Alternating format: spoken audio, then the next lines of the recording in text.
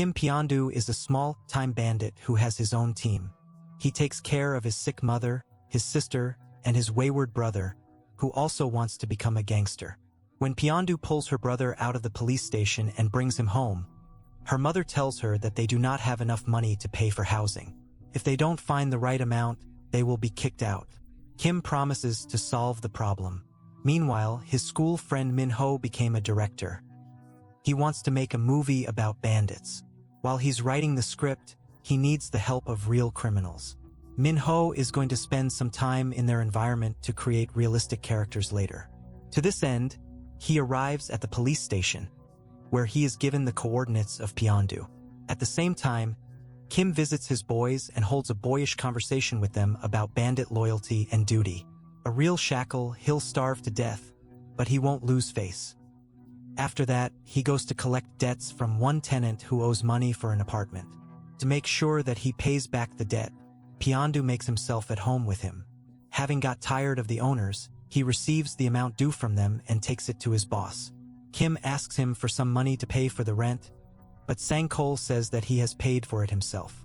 When Pyong-Doo advises the boss to spend less on horse racing, he gets slapped in the face by him. Later, Kim meets President Hwang, whom they all work for. He invites Pyong-Doo and Sang-Kol to have a drink together. Hwang advises giving Kim a game room so that he can earn a steady income. Sang-Kol agrees. Hwang also asks to remove the prosecutor, who is always dripping on the brain. But Sang-Kol says that their business will suffer because of this and he won't do it. Min-ho comes to the opening of the slot machine room. He tells Peony about his movie and he decides to help his friend. Meanwhile, the establishment is being attacked by fighters from a rival group. Kim has to leave Min-ho and run to the showdown. He and his men manage to knock out the bandits. After that, they score the competitor's arrow. However, an ambush awaits Pyong-Doo and his guys during the showdown. They start beating them up, but they're tough guys, so they repel the attack again. Sang-Kol also wounds one of the enemies with a knife. He may get a hat for this. Therefore, Sang-Kol has to negotiate for leniency. As compensation for the stabbing, he gives away the game room, which was intended for Peony. Realizing that he has flown with a stable income, Kim decides to kill the prosecutor for President Hwang. Then the old man will be forever indebted to him and will become his sponsor. For the case, Pyong-Doo signs the eldest among his boys, Jong-soo. In the meantime, Kim goes with Min-ho to meet the graduates. Pyong-Doo Hyun-ju's school sweetheart also comes here. She's beautiful and smart. In general, everything is as it should be. Kim's old feelings for her flare up, but amorous affairs have to be postponed. They called him and told him that it was possible to remove the prosecutor. He and Young-soo follow him, and when he stops at a railroad crossing, they set up an accident. The prosecutor gets out of the car, and Pyong-Doo hits him with a bat. Then he is buried, and Kim becomes an important person in their group. Hwang meets with him and offers to cooperate. But Sang-Kol needs to be killed. He thinks too much of himself. After learning that Kim had met with the president behind his back, Sang-Kol called a subordinate to him and offered him a promotion. During the conversation, he realized that Pyong-Doo had bypassed him to the top of the organization, which meant the upstart had to be killed. This can be done after the wedding of Sang-Kol's sister. Kim and his boys were also invited to the wedding. But before that, he met Hyun-ju at her place of work, and they had a nice chat. He also brought Min-ho into his gang. The boys told him about their adventures and showed him tattoos. Then he and Jong-soo agreed to kill Sang-Kol and carried out their plan right at his sister's wedding. Pyong-Doo went to work on his own. He ambushed the boss in the bathroom and stabbed him right in the stall. After that, Kim's business took off. He moved his family to a normal place and went to visit Hyun-ju again. While they were chatting, the store manager came up and attacked the girl for talking to a friend during business hours. Pyong-Doo invited a friend to lunch. At the restaurant, she stated that she did not want to get close to Kim because he was a thug. Hyun-ju later sends him a plant as a gift, and Peony decides to respond to the gift. He buys the girl shoes and waits for her after work to give her a gift. But then he sees Hyun-ju being accosted by her manager. Kim stands up for her friend, but the bespectacled man does not lag behind. I have to paint his face. Hyun-Ju is scared by her friend's behavior. She asks him not to come back. Pyong-Doo gets drunk out of grief and goes to spend the night with Miho. They start talking openly, and Kim tells them how he killed the prosecutor and then his boss. He makes Miho swear that his friend won't tell anyone about this. After a while, President Hwang shows Pyongyang the area where the building is planned. Kim can make a tidy sum on this case, but there is one catch. Those who live on this land do not want to sell their plots and houses. We need to persuade them. Pyong-Doo takes over the case. Together with his gangsters, he comes to the homes of ordinary hard workers to make their lives unbearable. They must agree to sell their homes cheaply, and he's doing great. But there is another difficulty.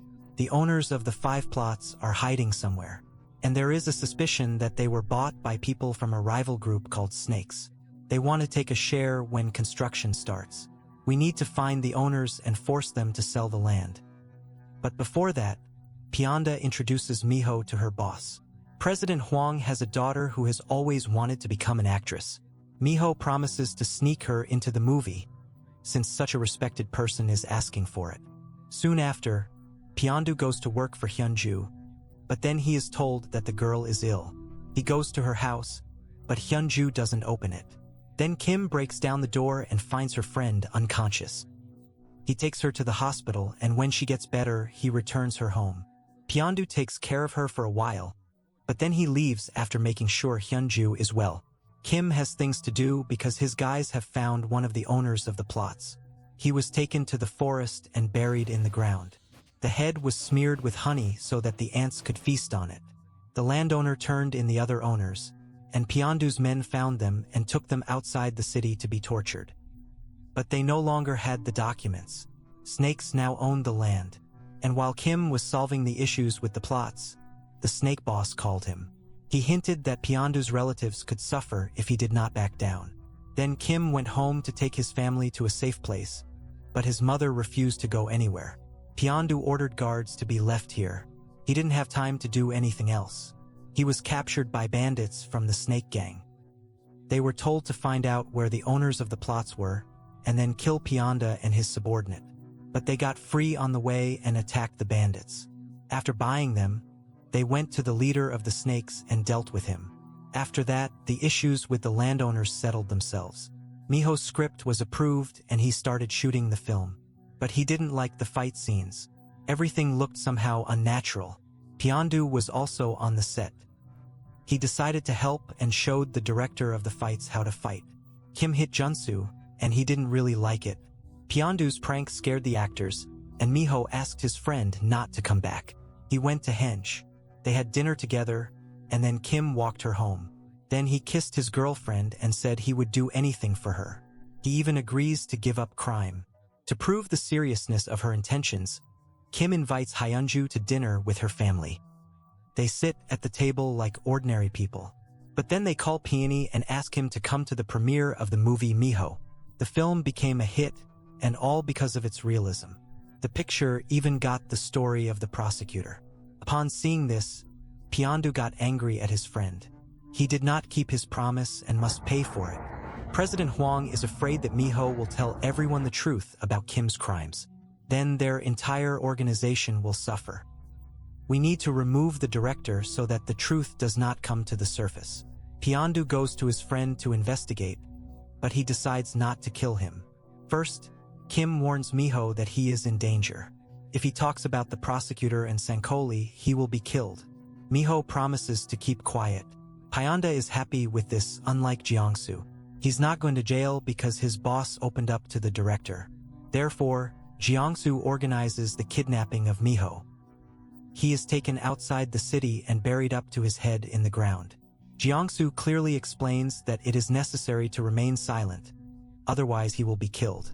After that, Miho does exactly the opposite. He goes to the police and turns over Pyong-Doo. Meanwhile, Kim is celebrating the deal that President Hwang closed. He'll get a lot of money from it. After finishing the walk, Pyong-Doo goes to a friend's house, but then the police attack him.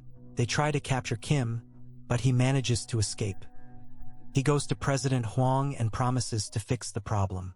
He kills Miho, but in return he asks to pay him the money due. Kim will give them to his family, and he will flee the country for a while. After that, Pyong-Doo meets with Jiangsu and apologizes to him for his miscalculation with the director. He says he wants to kill him, then he'll lay low, and Jiangsu will be in charge. After the premiere of the film, Miho goes to a nightclub with his colleagues and a detective assigned to him by the police. Pyong-Doo follows. He waits for Miho to go to the bathroom and then tries to kill him. But then a policeman comes in, and Kim postpones the attack. Miho gets drunk and goes dancing. Pyong-Doo understands that he will not have another opportunity. He goes into the crowd and wants to attack again, but his friend notices him and runs away. Kim calls her guys and asks them to intercept the director. When he arrives at the agreed meeting place, he is attacked by gangsters. Pyong-Doo is beaten to a pulp and stabbed several times, but he still stays on his feet. He manages to get away. Soon, Jiangsu and the guys join him. They're the ones who finish off the peony. Jiangsu is now President Huang's boss and right-hand man. Miho remains alive too. Huang has made him his confidant and is asking him to make a film based on his personal story. Only this time it's better to make the tape less realistic. Jiangju arrives at Kim's mother's funeral and finds out that he has not appeared for a long time. She believes that Pyong-Doo will be back soon. Meanwhile, his brother is already being recruited into a criminal organization.